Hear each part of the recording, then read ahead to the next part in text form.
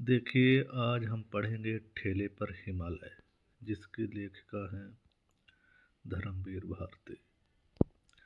देखिए, ठेले पर हिमालय खासा दिलचस्प शीर्षक है ना। और यकीन कीजिए, इसे बिल्कुल ढूंढना नहीं पड़ा, बैठे बिठाए मिल गया। अभी कल की बात है, एक पान की दुकान पर मैं अपने एक गुरुजन उपन्यासकार मित्र के साथ खड़ा था कि ठेले पर बर्फ की सिलें लादे हुए बर्फ वाला आया। ठंडे चिकने चमकते बर्फ में भाप उड़ रही थी। मेरे मित्र का जन्म स्थान अल्मोड़ा है। वे क्षण भर उस बर्फ को देखते रहे, उठती हुई भाप में खोए रहे और खोए खोए से ही बोले, यही बर्फ तो हिमालय की शोभा है। और तत्काल शीर्षक मेरे मन में कौंध गया, ठेले पर हिमालय। पर आपको इसलिए बता रहा हूँ कि अगर आप नए कवि हों तो भाई इसे ले जाएं और इस शीर्षक पर 200-300 पंक्तियां बेडौल बेतुकी लिख डालें। शीर्षक मौजू है, और अगर नई कविता से नाराज हो, सुललित गीतकार हो, तो भी गुंजाइश है। इस बर्फ को डांटें, उतर आओ के शिखर पर बंदरों की तरह क्यों चढ़ बैठे हो। ओ नए कवियों, ठेले पर लदो, पान की दुकानों पर बिको। ये तमाम बातें उसी समय मेरे मन में आईं और मैंने अपने गुरुजन मित्रों को बताई भी। वे हंसे भी, पर मुझे लगा कि वह बर्फ कहीं उनके मन को खरोंच गई है। और ईमान की बात यह है कि जिसने 50 मील दूर से भी बादलों के बीच नीले आकाश में हिमालय के शिखर रेखा को चांद तारों से बात करते देखा है। चांदनी में उजली बर्फ को धुंध के हल्के नीले जाल में दूधिया समुद्र की तरह मचलते और जगमगाते देखा है। उसके मन पर हिमालय की बर्फ एक ऐसी खरोंच छोड़ जाती है जो हर बार याद आने पर पिरा उठती है। मैं जानता हूँ, क्योंकि वह बर्फ मैंने भी देखी है। सच तो यह है कि सिर्फ बर्फ को बहुत निकट से देख पाने के लिए ही हम लोग कौसानी गए थे। नैनीताल से रानीखेत और रानीखेत से मझकाली के भयानक मोड़ों को पार करते हुए कोसी कोसी से एक सड़क अल्मोड़े चली जाती है, दूसरी कौसानी। कितना कष्टप्रद, कितना सूखा और कितना कुरूप है वह रास्ता। पानी का कहीं नाम निशान नहीं, सूखे भूरे पहाड़, हरियाली का नाम नहीं, ढालों को काट कर बनाए हुए टेढ़े मेढ़े खेत, जो थोड़े से हों तो शायद अच्छे भी लगें, पर उनका एक रस सिलसिला बिल्कुल शैतान की आंत मालूम पड़ता है। फिर मजकाली के टेढ़े मेढ़े रास्ते पर अल्मोड़े का एक नौसिखिया और लापरवाह ड्राइवर, जिसने बस के तमाम मुसाफिरों की ऐसी हालत कर दी कि जब तक हम कोसी पहुंचे तो सभी मुसाफिरों के चेहरे पीले पड़ चुके थे। कौसानी जाने वाले सिर्फ हम दो थे। वहीं उतर गए, बस अल्मोड़े चली गई।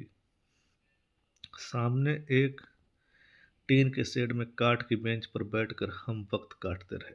तबीयत सुस्त थी और मौसम में उमस थी।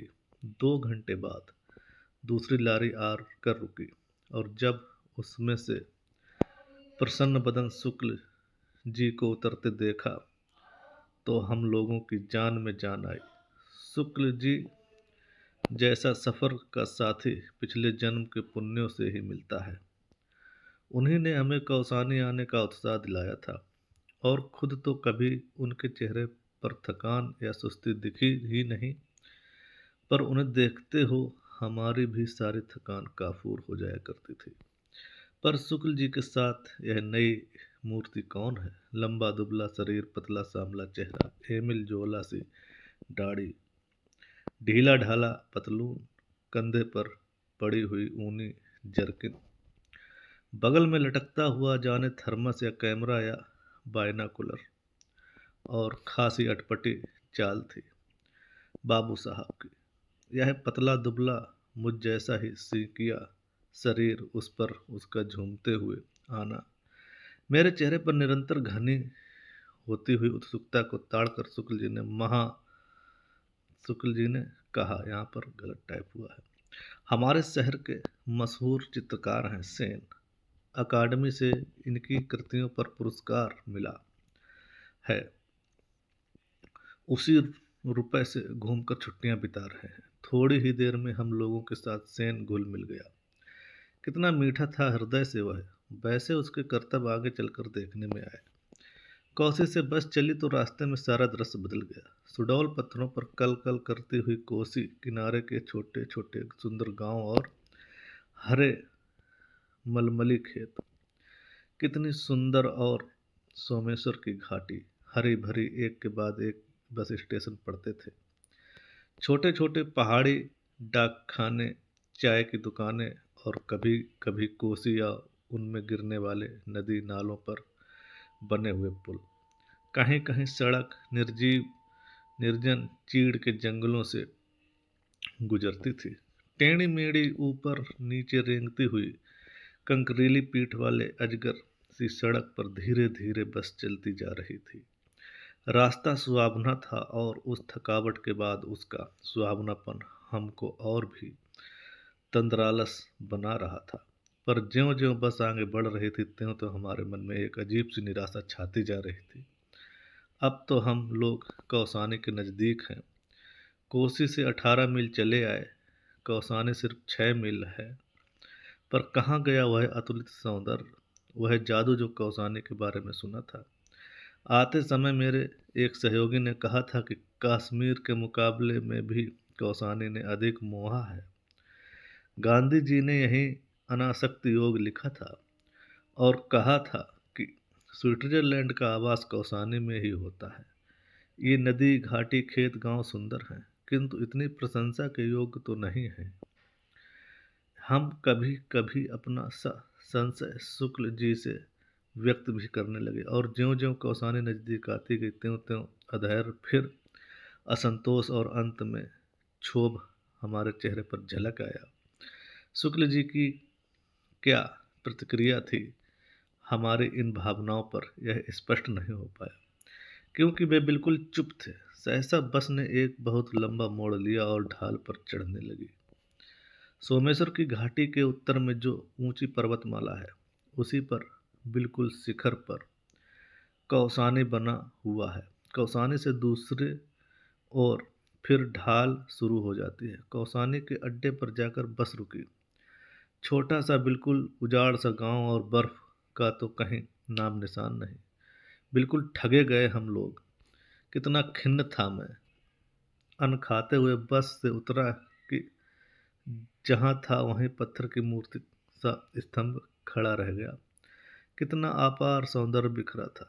सामने की घाटी में इस कौसानी की पर्वतमाला ने अपने आंचल में यह जो कल्यूर के रंग बिरंगी घाटी छिपा रखी है, इसमें किन्नर और यक्ष ही तो वास करते होंगे।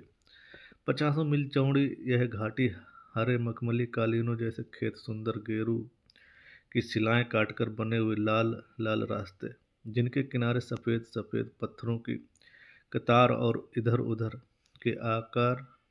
उधर से आकर आपस में उलझ जाने वाली बेलों की लड़ियां सी नदियां। मन में बेसाख्ता यही आया कि इन बैलों की लड़ियों को उठाकर कलाई में लपेट लूं, आंखों से लगा लूं। अकस्मात हम यह एक दूसरे लोक में चले आए थे। इतना सुकुमार, इतना सुंदर, इतना सजा हुआ और इतना निष्कलंक कि लगा इस धरती पर तो जूते उतार कर पांव पोंछ कर आगे बढ़ना चाहिए। धीरे धीरे मेरी निगाहों ने घाटी को पार किया, और जहां ये हरे खेत और नदियां और वन क्षितिज के धुंधलेपन में नीले कोहरे में घुल जाते थे, वहां पर कुछ छोटे छोटे पर्वतों का आभास अनुभव किया। उसके बाद बादल थे और फिर कुछ नहीं। कुछ देर उन बादलों में निगाहें भटकती रहीं कि अकस्मात का हल्का से विस्मय का धक्का मन को लगा। इन धीरे धीरे खिसकते हुए बादलों में से कौन चीज है जो अटल है? यह छोटा सा बादल के टुकड़े सा, और कैसा अजब रंग है इसका, ना सफ़ेद ना रुपहला ना हल्का नीला, पर तीनों का आभास देता हुआ। यह है क्या? बर्फ तो नहीं है? हाँ जी, बर्फ नहीं है तो क्या है? और अकस्मात बिजली का सा यह विचार मन में कौंधा कि इसी कल्यूर घाटी के पार वह नागाधिराज पर्वत सम्राट हिमालय है। इन बादलों ने उसे ढांक रखा है। वैसे यह क्या सामने है? उसका एक छोटा सा बाल स्वभाव वाला शिकर बादलों की खिड़की से झांक रहा है। मैं हर्ष त्रेक से चीख उठा, बर्फ वह देखो! शुक्ल जी ने, सेन जी सभी ने देखा, पर अकस्मात वह फिर लुप्त हो गया। लगा उसे बाल शिखर जान किसी ने अंदर खींच लिया। खिड़की से झांक रहा है, कहीं गिर न पड़े। पर उस एक क्षण के हिमदर्शन ने जाने हम में क्या भर दिया कि सारी खिन्नता, निराश, थकावट सब छूमंत्र हो गई, निराधार गई। इस सब आकुल हो उठे। अभी ये बादल छट जाएंगे और फिर हिमालय हमारे सामने खड़ा होगा। निरावृत असीम सौंदर्य हमारे सामने अभी अभी अपना घूंघट धीरे से खिसका देगी। और तब सचमुच मेरा दिल बुरी तरह धड़क रहा था। शुक्ल जी शांत थे, केवल मेरी ओर देखकर कभी कभी मुस्कुरा देते थे। जिसका अभिप्राय था, इतने अधीर थे, कौसानी आया भी नहीं और मुंह लटका लिया। अब समझे यहाँ का जादू। डाक बंगले के खान सामे ने बताया कि आप लोग बड़े खुशकिस्मत हैं साहब। 14 टूरिस्ट आकर हफ्ते भर पड़े रहे, बर्फ नहीं दिखी। आज तो आपके आते ही आसार खुलने के हो रहे हैं। सामान रख दिया गया, पर मैं, मेरी पत्नी सेन, शुक्ल जी सभी बिना चाय पिए सामने के बरामदे में बैठे रहे और एकटक सामने देखते रहे। बादल धीरे धीरे नीचे उतर रहे थे और एक एक कर नए नए शिखरों को हम रेखाएं अनावृत हो रही थीं। और फिर सब खुल गया। बाईं ओर से शुरू होकर दाईं ओर गहरे शून्य में धंसती जाती हुई हिम शिखरों की उबड़ खाबड़ रहस्यमय रोमांचक श्रृंखला। हमारे मन में उस समय क्या भावनाएं उठ रहीं, यह अगर बता पाता तो यह खरोंच, यह पीर ही क्यों रह जाती। सिर्फ एक धुंधला सा संवेदन अवश्य था कि जैसे बर्फ की सिल के सामने खड़े होने पर मुंह पर ठंडी ठंडी भाप लगती है, वैसे ही हिमालय की शीतलता माथे को छू रही है और सारे संघर्ष, सारे अंतर्द्वंद, सारे ताप जैसे नष्ट हो रहे हैं। क्यों पुराने साधकों ने दैहिक, दैविक और भौतिक कष्टों को ताप कहा था, और उसे शमित करने के लिए वे क्यों हिमालय जाते थे? यह पहली बार मेरी समझ में आ रहा था। और अकस्मात एक दूसरा तथ्य मेरे मन के क्षितिज पर उदित हुआ। कितनी कितनी पुरानी है यह हिम राशि। जाने किस आदिम काल से यह शाश्वत अविनाशी हिम इन शिखरों पर जमा हुआ है। कुछ विदेशियों ने इसीलिए हिमालय की इस बर्फ को कहा है चिरतन हिम, इटर्नल स्नो। सूरज ढल रहा था और सुदूर शिखरों पर दर्रे, ग्लेशियर, ढाल, घाटियों का क्षीण आभास मिलने लगा था। आतंकित मन से मैंने यह सोचा था कि पता नहीं इन पर कभी मनुष्य का चरण पड़ा भी है या नहीं। अनंत काल से इन सूने बर्फ ढके दर्रों में सिर्फ बर्फ के अंधड़ हूं हूं करते हुए बहते रहे हैं। सूरज डूबने लगा और धीरे धीरे ग्लेशियरों में पिघली बहने लगी बर्फ, कमल के लाल फूलों के बदलने लगी। घाटियां गहरी पीली हो गईं। अंधेरा होने लगा तो हम उठे और मुंह हाथ धोने और चाय पीने लगे। पर सब चुपचाप थे, गुमसुम, जैसे सबका कुछ छिन गया हो, या शायद सबको कुछ ऐसा मिल गया हो जिसके अंदर ही अंदर सहजने में सब आत्मलीन हो या अपने में डूब गए हो। थोड़ी देर में चांद निकला और फिर बाहर निकले। इस बार सब शांत था, जैसे हिम सो रहा हो मैं थोड़ा अलग आराम कुर्सी खींचकर बैठ गया। यह मेरा मन इतना कल्पनाहीन क्यों हो गया है? इसी हिमालय को देखकर किसने किसने क्या क्या नहीं लिखा। और यह मेरा मन है कि एक कविता तो दूर, एक पंक्ति, एक शब्द भी नहीं जानता। पर कुछ नहीं, यह सब कितना छोटा लग रहा है इस हिम सम्राट के समक्ष। पर धीरे धीरे लगा कि मन के अंदर भी बादल थे जो छट रहे हैं। कुछ ऐसा उभर रहा है जो इन शिखरों की ही प्रकृति का है, जो इसी ऊंचाई पर उठने की चेष्टा कर रहा है ताकि इनसे इन्हीं के स्तर पर मिल सके। लगा यह हिमालय बड़े भाई की तरह ऊपर चढ़ गया है और मुझे छोटे भाई को नीचे खड़ा हुआ कुंठित और लज्जित देखकर थोड़ा उत्साहित भी कर रहा है। स्नेह भरी चुनौती भी दे रहा है। हिम्मत है, ऊंचे उठोगे।